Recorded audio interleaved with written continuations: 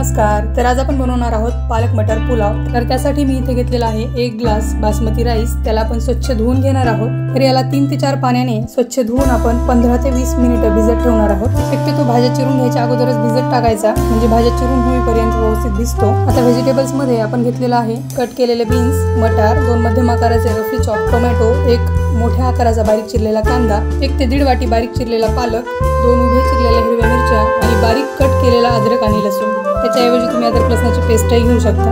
आता खडे मसाल्यांमध्ये 1 चक्रफूल, 5 ते 6 काळे मिरे, 2 तमालपत्र, 2 लवंगा, दालचिनी, शाही जिरा, दगडी फूल आणि 5 ते 6 काजू घेतलेले आहेत। आता आपण कुकरमध्ये टाकणार आहोत 2 मोठे चमचे तेल। तेल छान गरम झाले की थोडेसे जिरे आणि सगळे खडे मसाले, त्यासोबत काजू पण आपण याच्यामध्ये साधारण अर्धा ते 1 मिनिट परतून घेणार आहोत। खडे मसाले छान परतले गेले की याच्यामध्ये आपण टाकणार आहोत कट केलेला अद्रक आणि लसूण आणि यालाही आपण अर्ध्या मिनिटासाठी छान परतून घेणार आहोत। आता आपण याच्यामध्ये टाकणार आहोत एकदम बारीक चिरून घेतलेला कांदा आणि यालाही आपण हलकासा गोल्डन कलर येईपर्यंत परतून घेणार आहोत। कांदा थोडासा परतला गेलाय, याच्यामध्ये आपण चिरून घेतलेल्या हिरव्या मिरच्या टाकून घेऊया।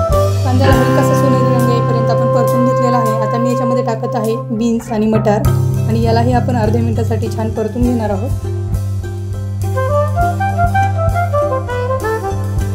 आता मी याच्यामध्ये बारीक चिरलेला पालक टाकत आहे आणि यालाही छान आपण परतून घेणार आहोत।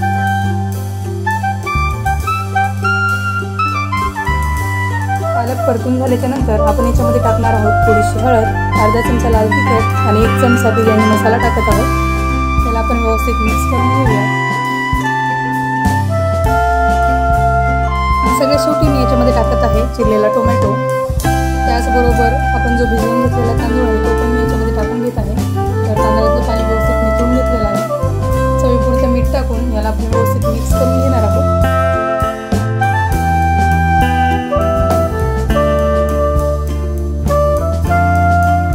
हा तांदूळ आपण साधारण अर्धा तास भिजवून घेतलेला होता आणि त्याने बऱ्यापैकी पाणी सोक करून घेतलेलं आहे। तर त्यामुळे मी 1 ग्लास तांदळासाठी 1च ग्लास पाणी वापरणार आहे। एवढं पाणी अगदी पुरेसं होतं। आता याला व्यवस्थित मिक्स करून झाल्याच्या नंतर मी याच्यावरती 1 चमचा भरून तूप टाकत आहे। हे अगदी ऑप्शनल आहे व तर स्किपही करू शकता। आता आपण कुकरचं झाकण लावून याला हाय फ्लेमवरती 1 शिट्टी येऊ देणार आहोत आणि 1 शिट्टी आली की आपण गॅसची फ्लेम लो करून याला साधारण 8 ते 10 मिनिटे शिजू देणार आहोत। 8 ते 10 मिनिटांनंतर गॅस बंद करायचा आहे आणि याची पूर्णपणे वाफ गेल्याच्या नंतरच आपण याचं झाकण ओपन करणार आहोत। तर इथे आपला पालक मटर पुलाव एकदम छान मस्त मऊ शिजलेला आहे, त्याचबरोबर छान मोकळा पण झालेला आहे। तुम्हाला जर ही रेसिपी आवडली असेल तर नक्की लाईक, शेअर आणि चॅनलला सबस्क्राईब करा। त्याचबरोबर बेल आयकॉनही क्लिक करा, म्हणजे नवीन रेसिपीची नोटिफिकेशन तुम्हाला मिळेल। तर हा पालक मटर पुलाव कोशिंबीर सोबत गरमागरम सर्व करा, चवीला एकदम भारी लागतो। पूर्ण रेसिपी व्हिडिओ पाहिल्याबद्दल धन्यवाद।